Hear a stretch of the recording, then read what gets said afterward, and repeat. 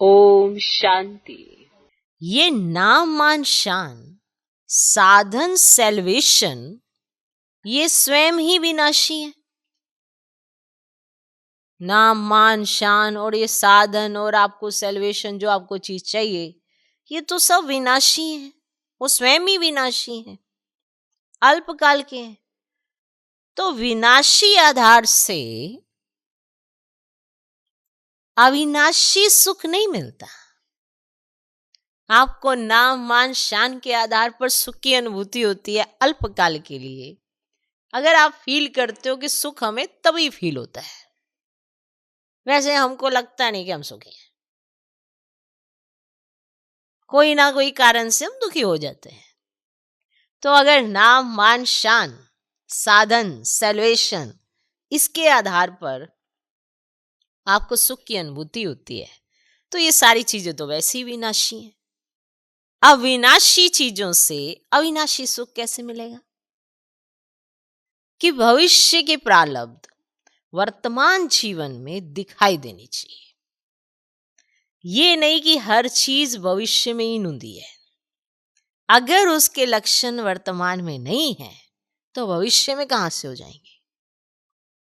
अगर सुख की अनुभूति नाम मान शान, साधन सेल्वेशन, इनके आधार पर आती है, तो ये अविनाशी सुख कैसे हो सकता है?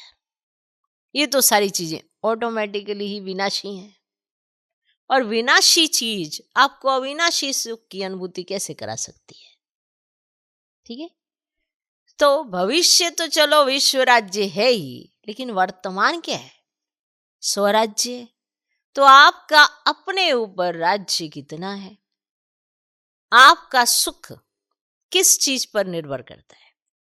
क्या वो अविनाशी सुख है? क्या वो परमात्म सुख है? या साधन सेल्वेशन नाम मान शान के आधार पर मिला हुआ सुख है? तो आप इस कंट्रास्ट को समझ जाएंगे।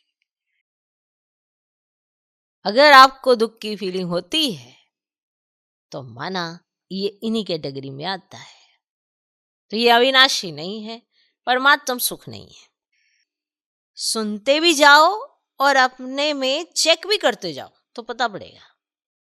ये नहीं कि सिर्फ सुन लिया चेक बाद में करेंगे, नहीं। अपने आप में चेकिंग शुरू कर दो कि आखिरकार भी मेरे सुख का आधार क्या है। तो पता पड़ेगा कि अब के संस्कार और भविष्य संसार की प्रारब्ध में कितना अंतर है। ये नहीं कि लास्ट में ये सब कुछ यूं चुटकियों में हो जाना है, नहीं। अब का वर्तमान का सब कुछ दिखाई देगा भविष्य का। भविष्य में तो ये वाला दिखाई नहीं देना है, अभी से दिखेगा भविष्य का। क्लियर? तो ये अंतर चेक करते जाओ।